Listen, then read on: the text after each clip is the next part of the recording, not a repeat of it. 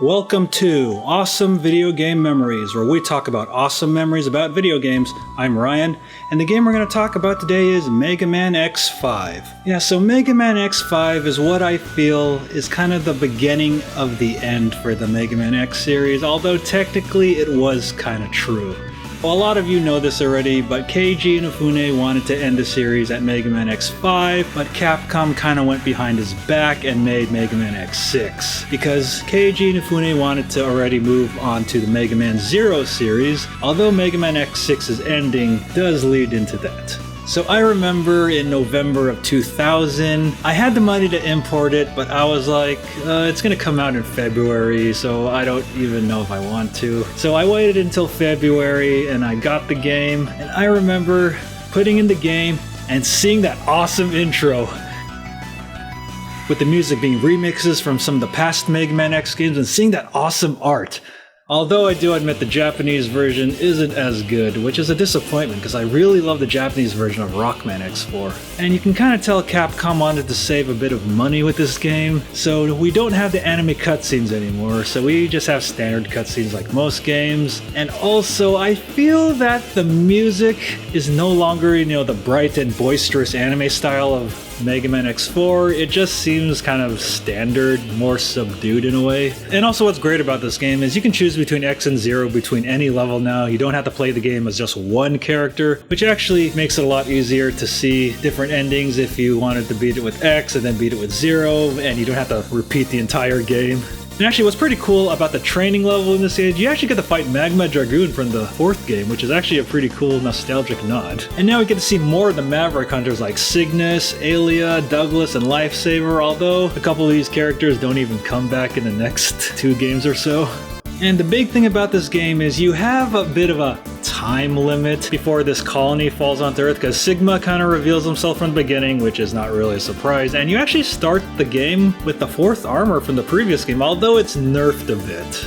And I remember being like, oh my god, I have like 16 hours before this colony falls. Maybe it'll be 16 hours in real time. Nope, you go to level 1 hour just drains. And actually one of the funny things is you can actually try to fire the cannon right at the beginning of the game, and you might actually be successful with it.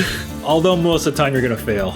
And about the Mavericks in this game, they actually have 2 names, which I kind of find funny. Now, the manual has them as their normal Japanese names, but the game actually has them named kind of as parody as Guns N' Roses. It's not like Capcom hasn't ripped off music before, considering Rockman is rock, obviously.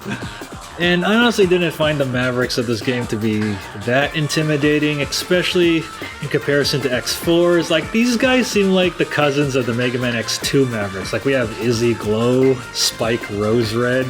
I mean, even Crescent Grizzly doesn't seem that intimidating. Oh yeah, and we do have the Skyvert, who's actually part of the Repla Force. And actually Squid Adler, he knows Launch Octopus, although he's referred to his Japanese name, Octopald, which I was confused with, but I was like, oh wait, that's the Japanese name of Launch Octopus. Yeah, the translators haven't really played a Mega Man X game before, have they?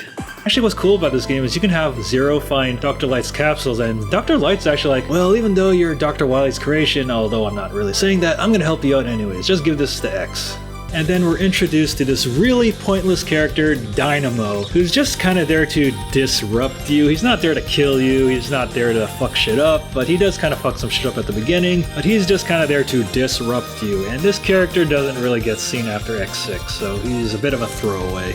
Now let's talk about the fortress. What's actually kind of funny about this game is you can actually go to the fortress early if you try to shoot the laser and actually succeed or fail, but you get to access the fortress anyways, but you're going to enter the fortress kind of nerfed if you kind of go too early. And actually what's cool about the fortress is you actually get to fight the Yellow Devil with the Dr. Wily symbol in the back, and then they're hinting so much at Wily in this game. I'm like, are we going to see Dr. Wily? Are we going to see Dr. Wily? And then the biggest thing about this game that everybody was expecting was the fight with X and Zero, which actually had really awesome music, and depending on what happened when you actually beat all 8 of the Mavericks, like Zero either gets infected and he's like, X, it's my duty to destroy you, or X, hey X, calm down, I'm not gonna turn into a Maverick or anything, oh shit, you're gonna attack me. Well, the good thing is Zero isn't that difficult. He's definitely not as difficult as it was in Mega Man X2 if you didn't get all the Zero parts. And now the fight with Sigma, I actually found this fight a lot easier than the one in X4, but Sigma is hinting like, I have a new partner, and he hates you as much as I do, X. Or Zero, this guy is probably your own father.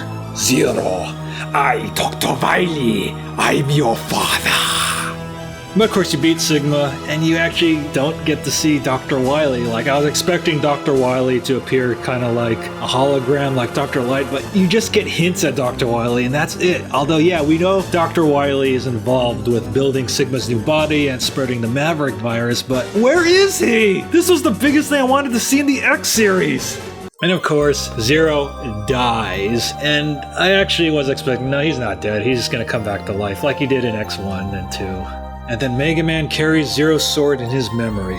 But then Zero comes back in X6, which I'll cover in the next video for sure. So yeah, Mega Man X5. So was this really meant to be the end of the X series? It definitely has some sense of finality to it, kind of as a tribute to Zero at the end. But to me it feels like, it tries to be something bigger, like, you know, the whole space colony trying to fall down to Earth, and then it just kind of falls flat in his face, because I feel like, you know, the music is underwhelming, the plot is underwhelming, the stages are underwhelming. It kind of feels like the PlayStation version of Mega Man X2. Like, the game had like a lot of great ideas. It had, you know, more characters, which they didn't really do a lot with. I mean, Ilia does get really annoying that you can't skip her. Thank God they fixed that in the next game. But, you know, Cygnus, Lifesaver, and Douglas, they don't really do anything. They're just kind of there.